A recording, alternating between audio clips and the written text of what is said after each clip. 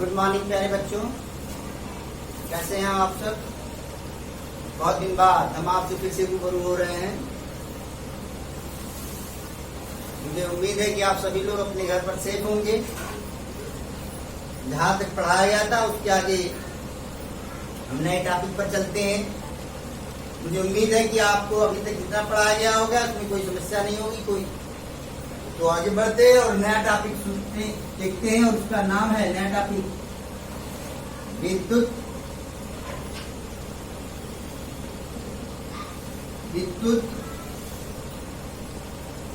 द्विध्रुव। इंग्लिश में इसे बोलते हैं इलेक्ट्रिक डाइपोल। क्या बोलते हैं? Electric dipole. क्या बोलते हैं? Electric dipole. क्लियर? अब हम लोग आगे बढ़ते हैं। इसकी परिभाषा क्या है? इसकी परिभाषा क्या है इसको सुनिए। जब समान परिमाण के आवेश परंतु विपरीत प्रकृति के आवेश, परिमाण समान हो लेकिन प्रकृति क्या हो?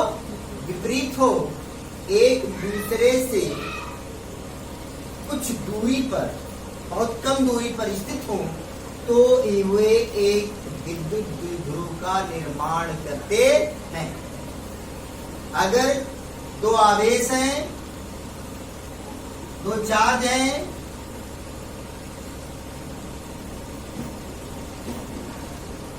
समान चार्ज, मान लीजिए एक क्यू यहाँ पर भी है और एक क्यू यहाँ पर भी है, चार्ज समान है लेकिन यहाँ पर चार्ज कैसा है? माइनस है और यहाँ पर प्लस है। प्रकृति क्या है? विपरीत है। नेचर क्या है? अपोजिट है। एक माइनस है, एक निगेटिव है, दूसरा क्या है? पॉजिटिव है। लेकिन जो क्वांटिटी है दोनों की वो क्या है? सेम है। तो ये इस सिस्टम को, इस निकाय को हम क्या कहते हैं? विद्युत द्विध्रुव कहते हैं। समझ आ गया? नहीं आ गया? जब दो समान परिमाण के आवेश परंतु विपरीत प्रकृति के आवेश एक दूसरे से अल्प दूरी पर स्थित हो, तो इस निकाय को हम क्या कहते हैं? वैद्युत द्विध्रुव कहते हैं। क्लियर हो गया बेटा कि नहीं हो गया? बात समझ आ गई कि नहीं आ गया? क्लियर हुआ कि नहीं हुआ? बात समझ आ गई कि नहीं आ गई? अब हम बात करते हैं विद्युत द्विध्रुव का आघूर्ण। विद्युत द्विध्रुव का आघूर्ण, विद्युत द्विध्रुव का आघूर्ण। ये क्या है? विद्युत द्विध्रुव का आघूर्ण क्या है? अगर ये विद्युत द्विध्रुव है, यदि ये विद्युत द्विध्रुव है, तो विद्युत द्विध्रुव का आघूर्ण एक आवेश और उन आवेशों के बीच की दूरी के गुणनफल के बराबर होता है। और इसे किससे प्रदर्शित करते हैं? P से रिप्रेजेंट करते हैं। किससे प्रदर्शित करते हैं? P से प्रदर्शित करते हैं। तो P is equal to Q। एक आवेश हो गया। देखिए यहाँ पर आवेश का मतलब क्या हो रहा है? आवेश का परिमाण लिया जा रहा है। माइनस या प्लस की बात नहीं हो रही है। आवेश का क्या लिया जा रहा है? परिमाण। तो P is equal to Q, और यदि इनके बीच की दूरी 2L हो तो Q इंटू 2L। विद्युत द्विध्रुव का आघूर्ण P इज इक्वल टू किसके हो गया? Q इंटू 2L हो गया। ये बात क्लियर हुई कि नहीं हुई? एक आवेश, वैद्युत द्विध्रुव का एक आवेश और वैद्युत द्विध्रुव के इन आवेशों के बीच की दूरी कितनी है? 2L है। तो वैद्युत द्विध्रुव का आघूर्ण P इज इक्वल टू किसके होगा? Q इंटू 2L होगा। ध्यान देने वाली बात क्या है? एग्जाम में फंसाने के लिए कभी कभी क्या होता है कि बच्चा रट के गया। जैसे कभी कभी जैसे हमने कहा था कि P is equal to Q into 2L हुआ, अब बच्चा गया एग्जाम में और ऐसे ही मान लिया एक वैद्युत द्विध्रुव बना दिया है, एक माइनस क्यू आवेश है, प्लस क्यू आवेश यहाँ पर, और इनके बीच की दूरी कितनी दे दिया, डिस्टेंस कितना दे दिया, डी दे दिया। तो P इज इक्वल टू किसके होगा, Q इंटू डी होगा। बहुत लोग यहीं पर गलती कर जाते हैं, क्योंकि रटे हुए वो पहले से कि P is equal to Q into 2L, तो 2L की यहाँ पर 2D लिख देते हैं। लेकिन ध्यान दीजिए, अगर आप कंपेयर करें तो D की यहाँ पर 2L लिखा हुआ। तो अब आपके मन में प्रश्न आ रहा होगा कि सर जी इसको 2L लिखने की क्या जरूरत है, इसको L ही लिख दीजिए। जी हाँ, आपकी बात से मैं सहमत हूं, लेकिन जरूरत के लिए आगे कुछ डेरिवेशन होंगे, उन डेरिवेशंस में हम इसका आपको बताएंगे कि क्या इससे डेरिवेशन को हल करने में थोड़ी सी सुविधा होती है, इसलिए ये दूरी ली जाती है। तो विद्युत द्विध्रुव जान गए आप, क्या है विद्युत द्विध्रुव, दो समान परिमाण के आवेश एक दूसरे से कुछ अल्प दूरी पर स्थित हो, परंतु इनकी प्रकृति क्या हो, अलग अलग हो, तो इस प्रकार के निकाय को क्या कहते हैं, विद्युत द्विध्रुव कहते हैं। और विद्युत द्विध्रुव का गुण, विद्युत द्विध्रुव का गुण क्या है, एक विद्युत द्विध्रुव का गुण एक आवेश और उन आवेशों के बीच की दूरी के गुणनफल के बराबर होता है। क्लियर हुआ कि नहीं हुआ, ये बात समझ आ गई होगी मुझे लगता है। अब इसका मात्रक अगर आप देखें, इसका अगर आप मात्रक देखें तो इसका मात्रक क्या होगा, देखिए विद्युत यूनिट, विद्युत द्विध्रुव का मात्रक, विद्युत द्विध्रुव आघूर्ण का मात्रक क्या होगा, क्यू क्या है, आवेश, और आवेश का मात्रक क्या होता है, आवेश का मात्रक होता है कूलाम।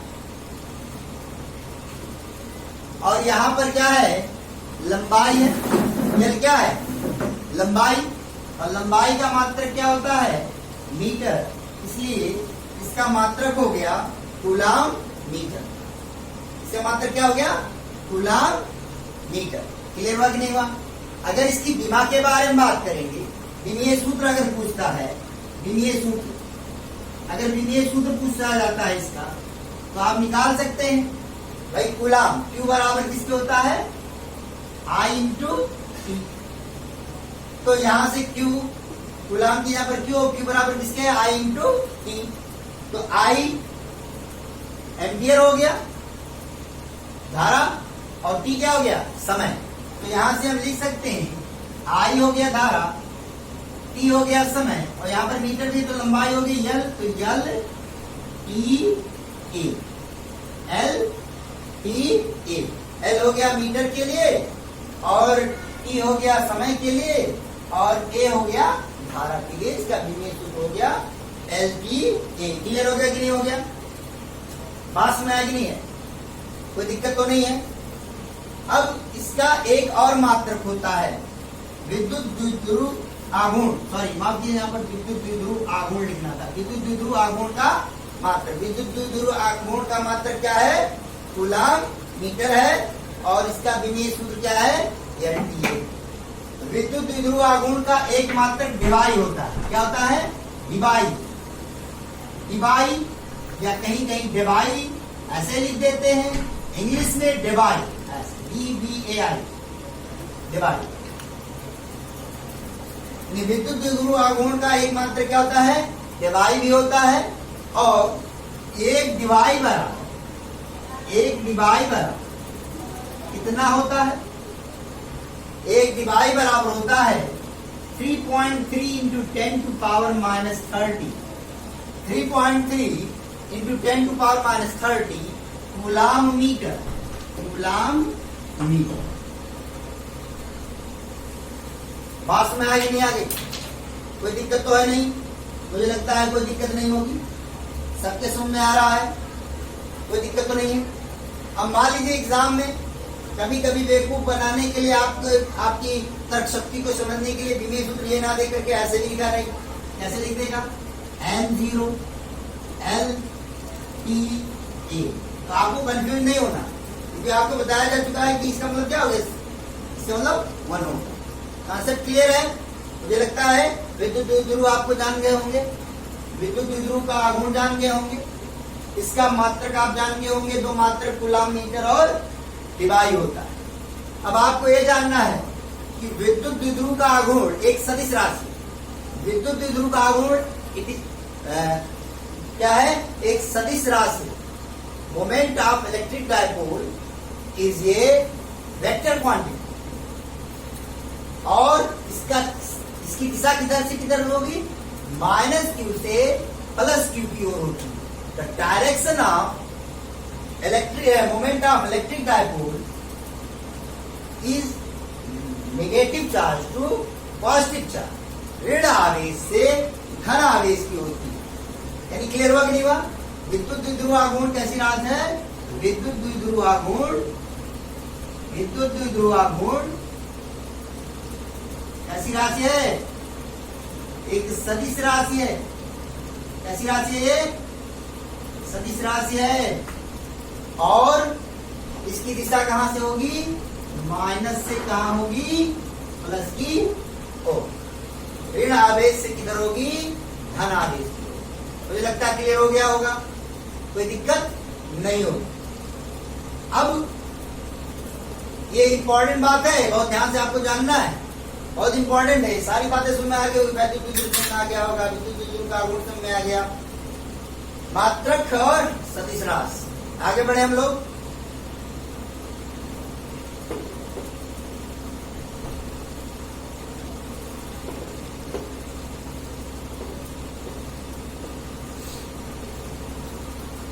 अब कभी कभी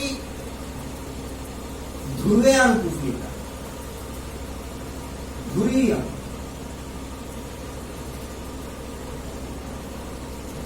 तो ध्रुवीय अणु जिनमें अभी आपने बताया जिनमें वैद्युत द्विध्रुव बन रहा होगा वही ध्रुवीय अणु, जैसे HCl, H2, NH, इन सबको ध्रुवीय अणु कहा है। और अध्रुवीय अणु,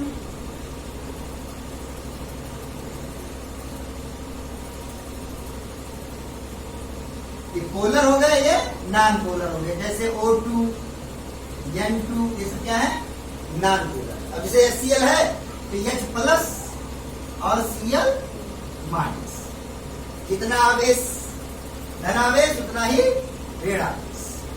क्लियर है कि नहीं क्लियर है? दूसरी बात आपको ये भी जाननी है, सामान्य भाषा में अगर आपसे कोई पूछता है तो क्या जवाब है कि सामान्य परिस्थितियों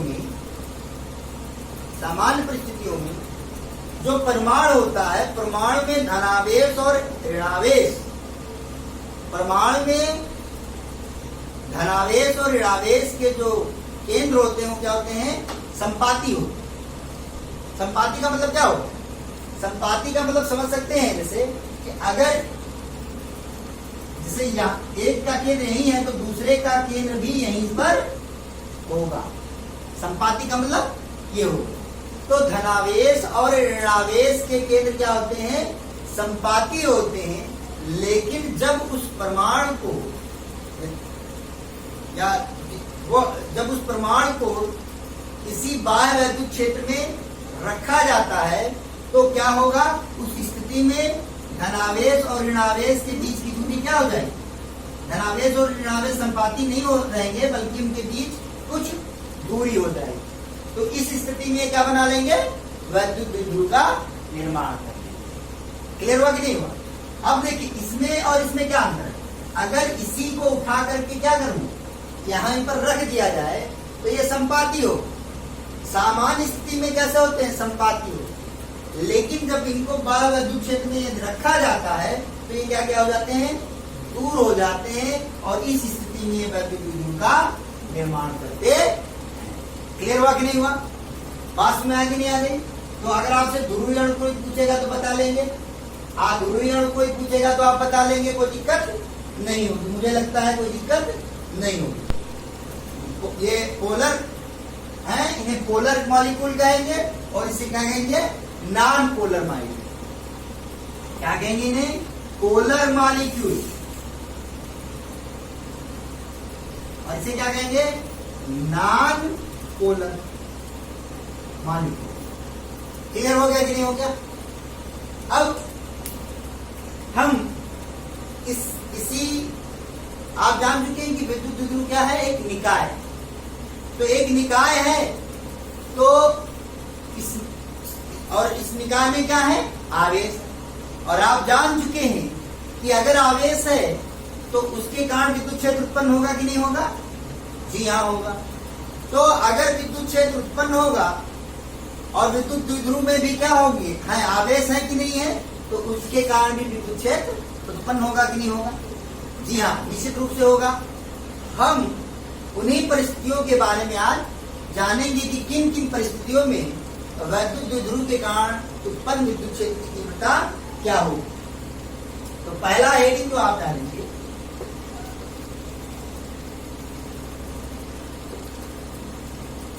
वो क्या है? विद्युत द्विध्रुव के कारण, विद्युत द्विध्रुव के कारण विद्युत क्षेत्र की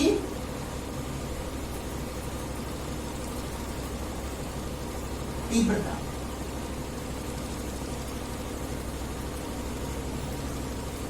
विद्युत द्विध्रुव के कारण विद्युत क्षेत्र की तीव्रता। Clear? Electric field due to electric field due to electric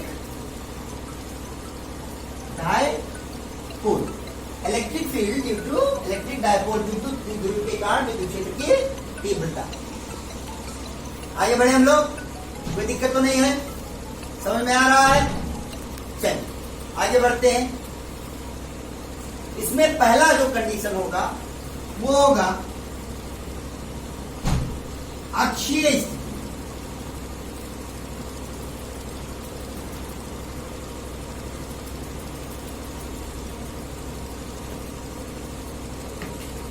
अक्षीय स्थिति का मतलब यहां पर लिखेंगे ऑन द एक्सियल लाइन। पहली कंडीशन क्या है? विद्युत ध्रुव के अक्षीय स्थिति में विद्युत क्षेत्र की तीव्रता क्या होगी। यानी अभी आप समझ जाएंगे पहला कंडीशन क्या है? अक्षीय स्थिति में on the axial line, first condition. तो आइए देखते हैं। ये पहला हेडिंग है, विद्युत हेडिंग क्या है? पहला ये विद्युत द्विध्रुव के कारण विद्युत क्षेत्र की तीव्रता, और इसमें पहला टॉप पॉइंट है अक्षीय स्थिति में, इसके बारे में आपको यानी अलग अलग परिस्थिति में विद्युत द्विध्रुव के कारण विद्युत क्षेत्र की तीव्रता अलग अलग होगी, उसकी दिशा भी अलग अलग होगी, उसके बारे में हमको जानना है, समझना है। क्लियर है? तो आइए हम लोग बात करते हैं। मान लीजिए कि, और ध्यान समझेंगे, ये विद्युत ध्रुव है जो दो आवेशों -q और +q से मिलकर बना हुआ है। इनके बीच की जो दूरी है, वो कितनी है? यहां से यहां तक की जो दूरी है 2l। इसके मिड पॉइंट से, इस निकाय के मिड पॉइंट से, मध्य बिंदु से स्मॉल r दूरी पर एक बिंदु है, पॉइंट P है। इस निकाय के विद्युत द्विध्रुव के मिड पॉइंट से स्मॉल r दूरी पर, कितनी दूरी पर?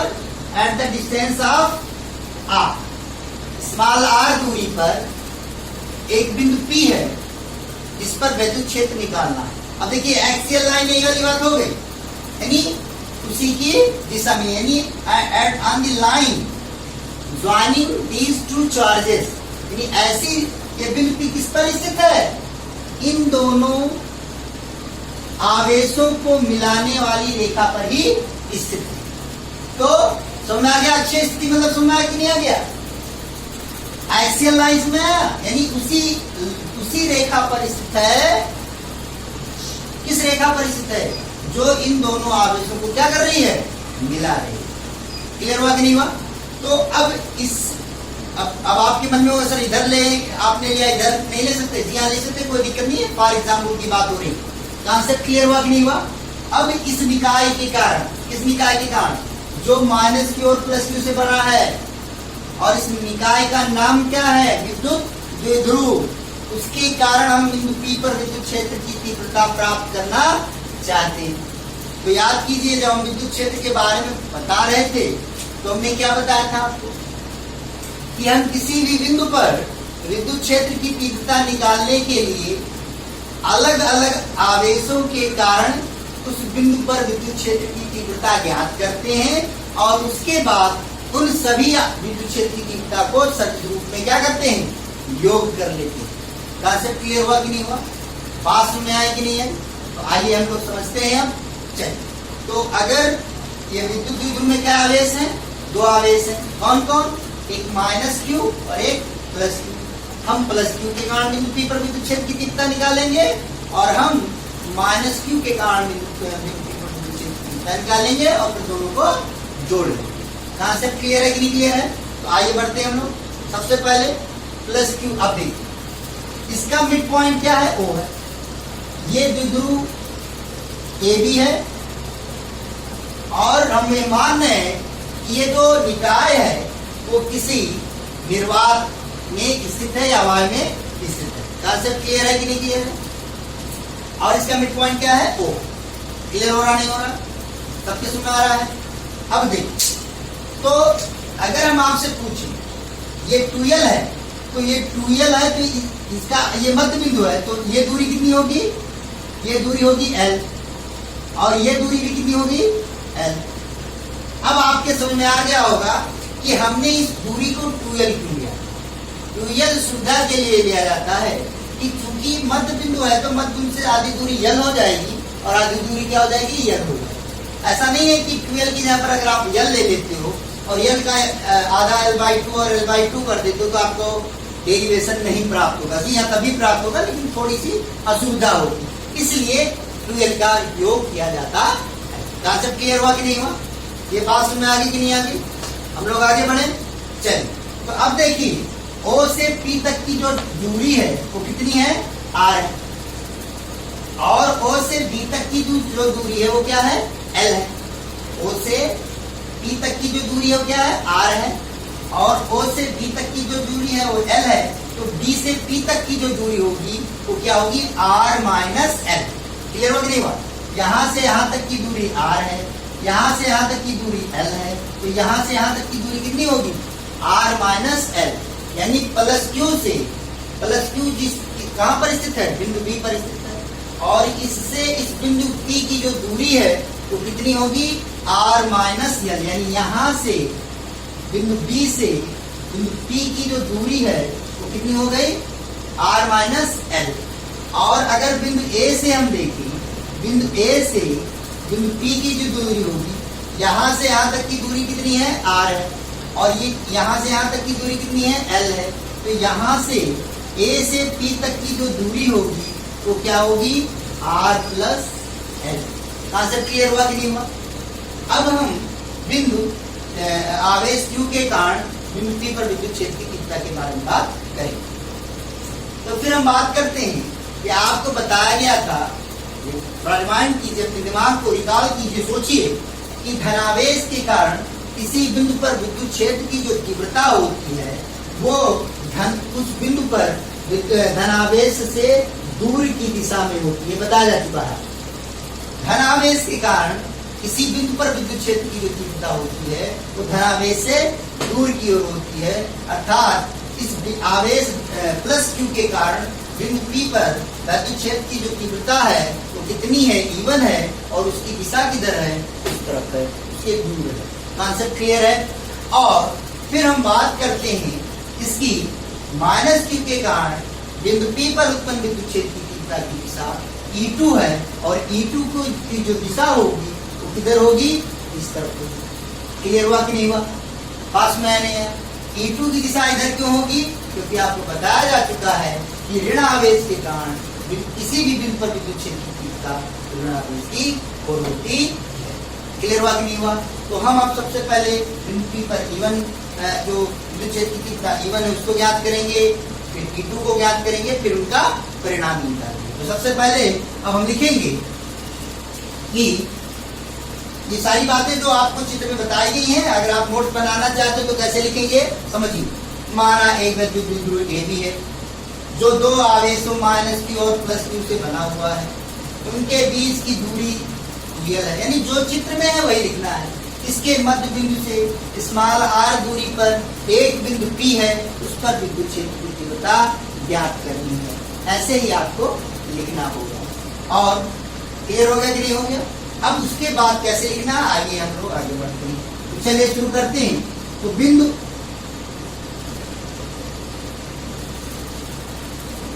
आवेश Q के कारण, आवेश Q के कारण बिंदु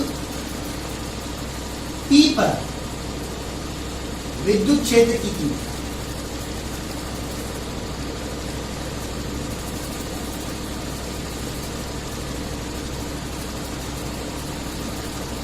E1 is equal to 1/4 pi epsilon 0। आवेश कितना है Q और दूरी कितनी हो गई r माइनस l का होल स्क्वायर। ये कहां से मिला? आपको बताया जा चुका है कि किसी आवेश के कारण किसी बिंदु पर उत्पन्न विद्युत क्षेत्र की तीव्रता 1/4 pi epsilon 0 Q अपान r स्क्वायर होता है।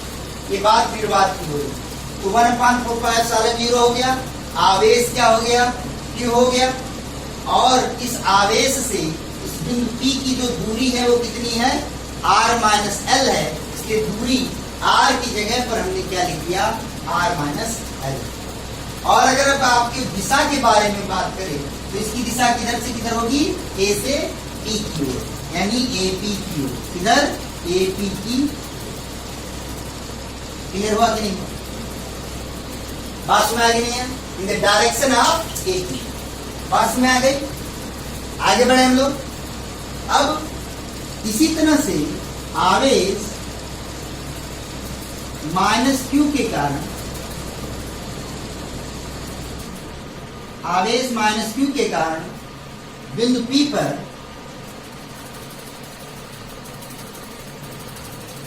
विद्युत क्षेत्र की तीव्रता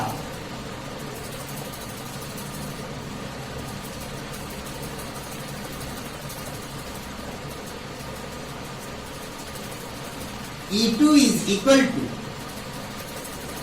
आवेश -q के कारण बिंदु P पर विद्युत क्षेत्र की तीव्रता E2 is equal to क्या होगा 1/4 pi epsilon 0 into Q अपान, यहां से इसकी दूरी कितनी है r प्लस l, तो यहां पर लिखेंगे r प्लस l का होल स्क्वायर।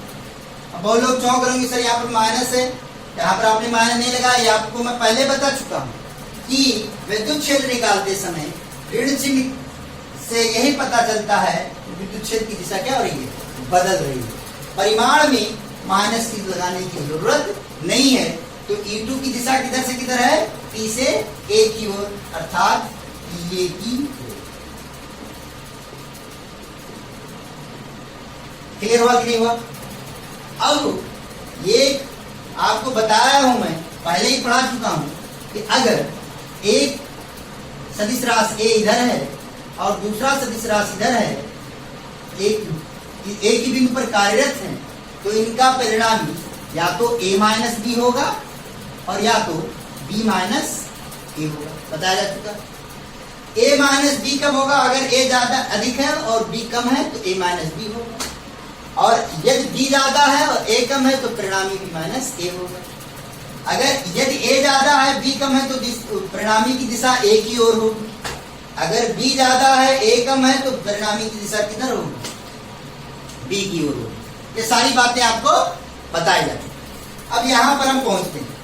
यदि मैं पूछूं आपसे कि E1 अधिक है या E2 अधिक है, तो और लोग कंफ्यूज होंगे, लेकिन कॉमन सी बात है। देखिए यहाँ दूर देखिए 1/4πε0 1/, इसमें कोई परिवर्तन नहीं है। क्यों यहाँ पर भी, क्यों यहाँ पर भी। यहाँ r माइनस एल है और यहाँ पर r प्लस एल है। तो r माइनस एल कम है कि r प्लस एल कम है? r माइनस एल कम है। तो जब कम से भाग देंगे तो ज्यादा मिलेगा, अर्थात E1 अधिक है और E2 कम है। E1 का परिमाण, the magnitude of E1 is greater than the magnitude of E2, अर्थात E1 का परिमाण E2 से क्या है? अधिक है। अतः परिणामी की जो बिंदु P पर जो परिणामी विद्युत क्षेत्र की तीव्रता होगी वो किधर होगी? E1 की दिशा में होगी, P की से दूर की दिशा में होगी। कॉन्सेप्ट क्लियर हुआ कि नहीं हुआ? बात समझ आया कि नहीं आया? तो अब हम परिणामी निकालने के लिए क्या करेंगे? E1 माइनस E2 करेंगे या E2 माइनस E1 करेंगे? E1 माइनस E2 करेंगे। कॉन्सेप्ट क्लियर हुआ कि नहीं हुआ? तो आगे हम लोग बढ़ते हैं।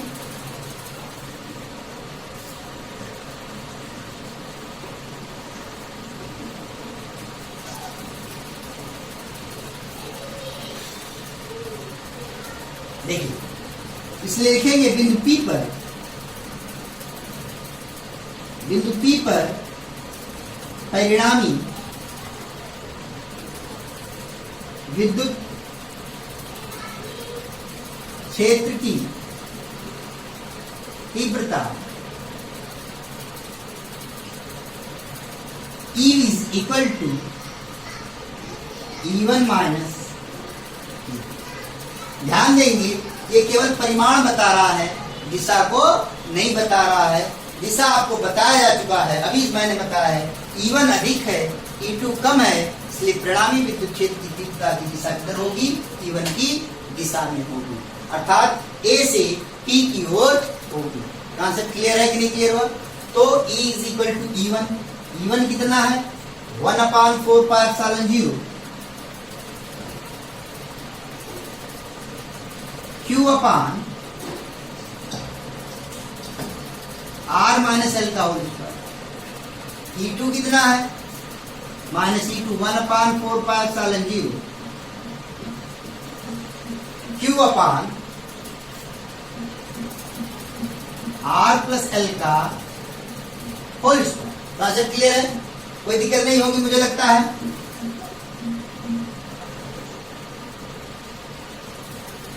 अब यहां से हम बात करते हैं कि ये इज इक्वल टू, देखिए कॉमन हो गया, Q दोनों में कॉमन है और 4πε0 भी कॉमन है। तो यहां पर हमने कॉमन ले लिया, किसको कॉमन ले लिया? Q upon 4πε0। यहां पर क्या बचा? 1/R माइनस एल का whole square minus 1/R plus L का होल। कॉन्सेप्ट क्लियर है? कोई दिक्कत तो नहीं होगा मुझे लगता है। अभी हो गया Q अपान 4πε0 और ये क्या हो जाएगा? नीचे एलसीएम लेंगे तो नीचे क्या हो जाएगा? R minus L into R plus L और पूरे का होल स्क्वायर, क्योंकि इसमें भी स्क्वायर है और इसमें भी स्क्वायर है, तो क्लियर हो गई।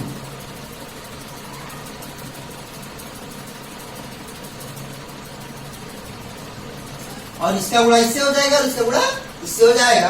तो यहाँ पर क्या मिलेगा आपको? R प्लस एल का whole square minus R minus L का होल स्क्वायर। Concept clear? मुझे लगता है कोई दिक्कत नहीं। अब आगे बढ़े हम लोग। तो ये बराबर it is equal to Q upon 4πε0। यहाँ पर क्या करेंगे आप? A प्लस B का होल स्क्वायर का सूत्र लगाएंगे तो क्या मिलेगा आपको? A square plus B square plus 2A। और इसी तरह से इसमें आप लगाएंगे सूत्र, फार्मूला लगाएंगे, क्या मिलेगा? A माइनस B का होल स्क्वायर का सूत्र लगाएंगे तो क्या मिलेगा? A square plus B square minus 2A। Bracket. Concept clear? और अपान क्या होगा? अपान क्या होगा? A minus B into A plus B. तो A square minus B square का फॉर्मूला बन जाएगा, ये R square minus L square का whole square. A minus B into A plus B, A square minus B square, ऊपर square है तो यहाँ पर स्क्वायर लग गया और ब्रैकेट। कॉन्सेप्ट क्लियर हुआ कि नहीं हुआ? आगे बढ़े हम लोग। चलिए आगे बढ़ते हैं और देखते हैं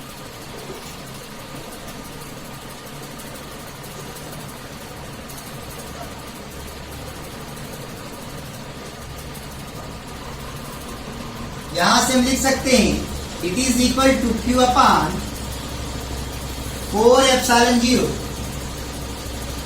ब्रैकेट में R square plus L square plus 2RL और ब्रैकेट खोलेंगे तो क्या हो जाएगा minus R square minus L square और माइनस इंटू माइनस क्या हो जाएगा plus 2RL upon A square minus B square, ये यानी R square minus L square का होल स्क्वायर ब्रैकेट बन गया। R square cancel out plus L square minus L square cancel out हो गया। कोई दिक्कत तो नहीं है, दिख नहीं रहा मुझे लग रहा है समस्या है तो थोड़ा फिर से लिख देते हैं इसको। यहां पर q upon 4 pi epsilon 0 R square plus L square plus 2RL minus R square minus L square minus into minus क्या हो गया plus 2RL upon R square minus L square का होल स्क्वायर कैंसिल आउट हुआ, ये भी cancel out हुआ। Clear हो गया कि नहीं हो गया। And it is equal to Q upon 4 pi epsilon 0 in 2RL और 2RL कितना हो गया तो गया 4RL upon R square minus L square. ये बात समझ में आ गई होगी मुझे लगता है। अब देखिए इसको, यहां से आप देखिए इसको हम लिख सकते हैं 1 upon 4 pi epsilon 0 1 upon 4 pi epsilon 0 2 into 2QL into R upon R square minus L square का होल।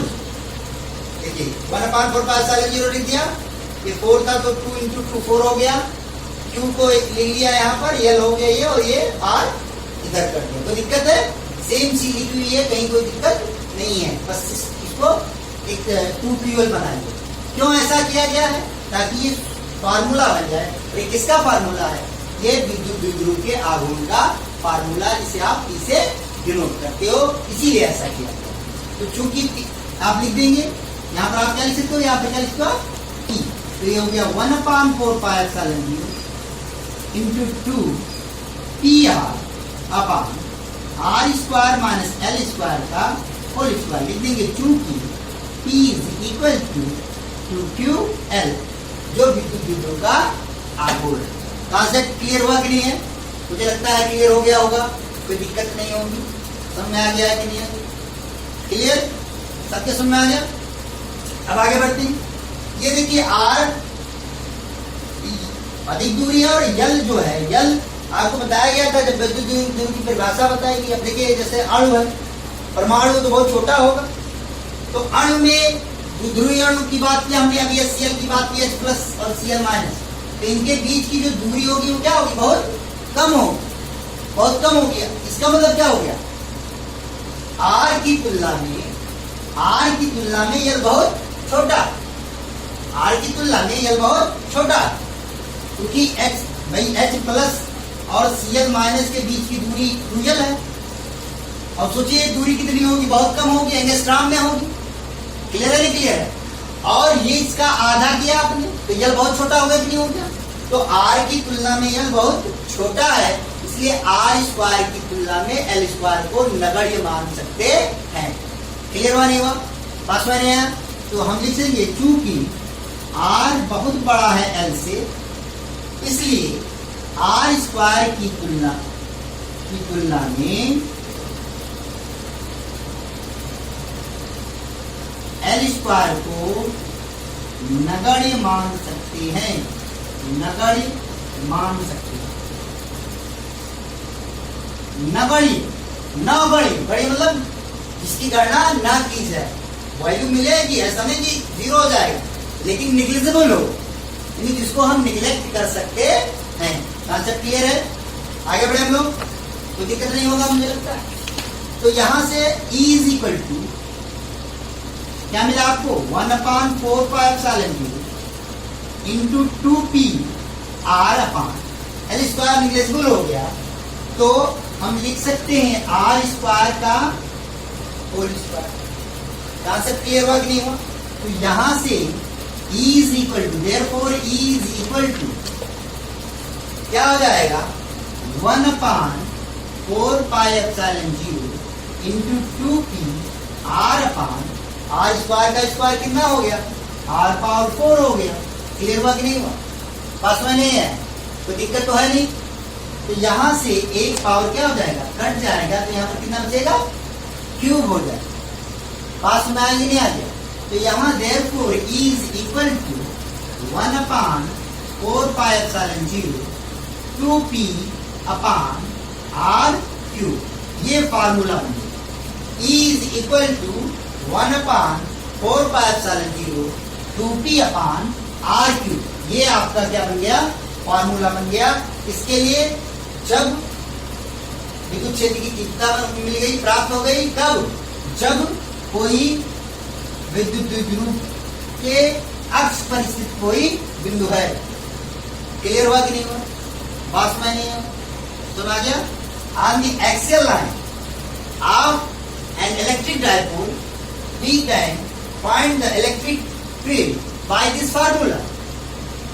अगर कोई बिंदु P किसी विद्युत द्विध्रुव की अक्षीय स्थिति में स्थित है, तो उस बिंदु P पर विद्युत क्षेत्र की तीव्रता E is equal to 1/4πε0 2p upon r cube होगा, जहां P क्या है विद्युत द्विध्रुव का गुण है और R क्या है उस विद्युत द्विध्रुव के मध्य बिंदु से उस बिंदु P की क्या है दूरी।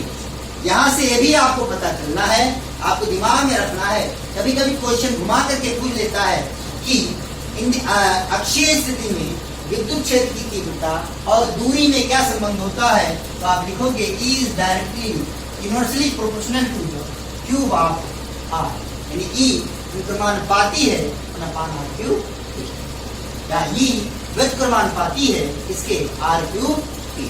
कॉन्सेप्ट क्लियर हुआ?